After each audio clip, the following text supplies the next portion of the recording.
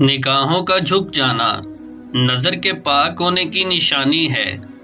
کثرت سے قسمیں اٹھانا جھوٹے ہونے کی بڑی نشانی ہے۔ رزق کے لیے مایوس ہونا اللہ کو رازق تسلیم نہ کرنے کی نشانی ہے۔ اولیاء اللہ کو برا کہنا اللہ کے عذاب کو دعوت دینے کی نشانی ہے۔ دنیا کی محبت کا غالب ہو جانا آخرت میں رسوا ہونے کی نشانی ہے۔ عورتوں کی صحبت میں رہنا اللہ کی محبت سے دور ہو جانے کی نشانی ہے۔ زبان پر قابو ہونا جنتی ہونے کی ایک بڑی نشانی ہے۔ عورت کی حد سے زیادہ عزت افزائی دنیا میں ذلیل ہونے کی نشانی ہے۔ خواہشات نفسانی کی پیروی کرنا اللہ کے ناراض ہو جانے کی نشانی ہے۔ راتوں کو ناخن کاٹنا مصیبتوں اور آفتوں کو گھر میں دعوت دینے کی نشانی ہے۔ بھوکا رہنا اپنے اندر کے شیطان کو مارنے کی واضح نشانی ہے۔ پیٹ بھر کر کھانا کھا لینا شیطان کو خوش کرنے کی علامت ہے۔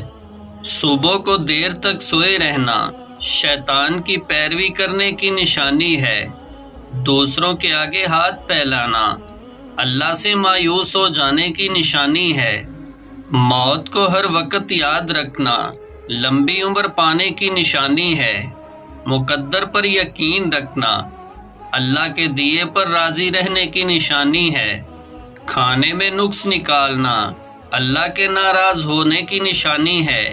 راتوں کو عبادت کرنا اللہ کی رحمت ہونے کی نشانی ہے۔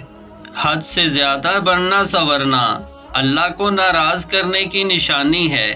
سادہ لباس پہننا اللہ کے قریب ہو جانے کی نشانی ہے۔ ماں کی خدمت کرنا جنت میں جانے کی واضح نشانی ہے۔ دنیا کو ترک کر دینا اللہ کو خوش کر دینے کی نشانی ہے۔ اللہ کے کاموں میں مصروف ہو جانا اللہ کا محبوب بننے کی نشانی ہے۔ زیادہ سونے کی عادت اللہ کی ناپسندگی کی نشانی ہے۔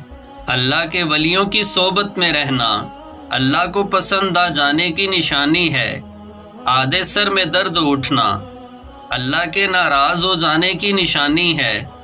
دل میں دنیا کی محبت سما جانا مردہ دل کی نشانی ہے۔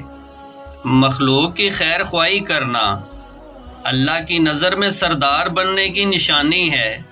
دنیا کے لیے علم حاصل کرنا دل میں گندگی ڈالنے کی نشانی ہے۔